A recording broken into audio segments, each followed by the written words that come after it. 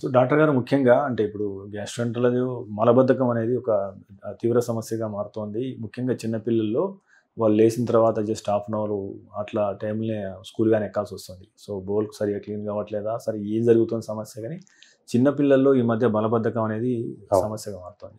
So దీనికి గల కారణాలేంటి? దీన్ని ఈజీగా చెక్ పెట్టాలంటే ఏం చెప్తారు? ఫస్ట్ అండ్ ఫార్మోస్ట్ థింగ్ ఏంటంటే ప్రాబ్లమ్ ఈజ్ విత్ డైట్ అండి. ఓకే. చిన్నపిల్లలు ఈ చిప్స్ ఇలాంటి వాటికి బాగా అలవాటు అయిపోయారు. ఫ్రెష్ ఫ్రూట్స్ వెజిటబుల్స్ డెఫినెట్గా తినట్లేదు.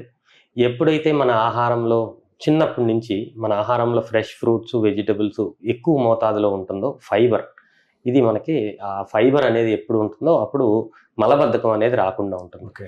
ఈ చిన్నపిల్లల్లో మలబద్ధకం కంప్లైంట్ చేయరు, జనరల్గా కడుపులో నొప్పి కంప్లైంట్ చేస్తారు most of the time. Majority of the పిల్లలు ఎవరైనా సరే కడుపులో నొప్పి కంప్లైంట్ చేస్తున్నారు అంటే వీళ్ళకి మనం హిస్టరీ అడిగితే క్లియర్గా తెలిసిపోద్ది. వీళ్ళకి కాన్స్టిపేషన్ ఉంది, వాళ్ళు మోషన్ క్లియర్గా పాస్ చేయట్లేదు. రోజు మోషన్కి వెళ్ళానని చెప్తాడు పిల్లాడు, బట్ ఇన్కంప్లీట్గా ఉంటుంది. Most of the time fibre supplement plus fresh fruits vegetables add చేస్తే వీళ్ళల్లో ప్రాబ్లం కంప్లీట్గా తగ్గిపోతాం మనం చూస్తున్నాం. రేర్గా, వెరీ వెరీ రేర్, ఒక 1000లో ఒకళ్ళకి చిన్న న్యూరలాజికల్ ప్రాబ్లమ్స్ అలా ఉండే అవకాశం ఉంటుంది. But majority of the time dietary మోడిఫికేషన్తో వీళ్ళ ప్రాబ్లమ్స్ సాల్వ్ అయిపోతాయి. మీరు తీసుకునే అదే మందులు, అదే నాణ్యమైన మందులు, కానీ సగం ధరకే.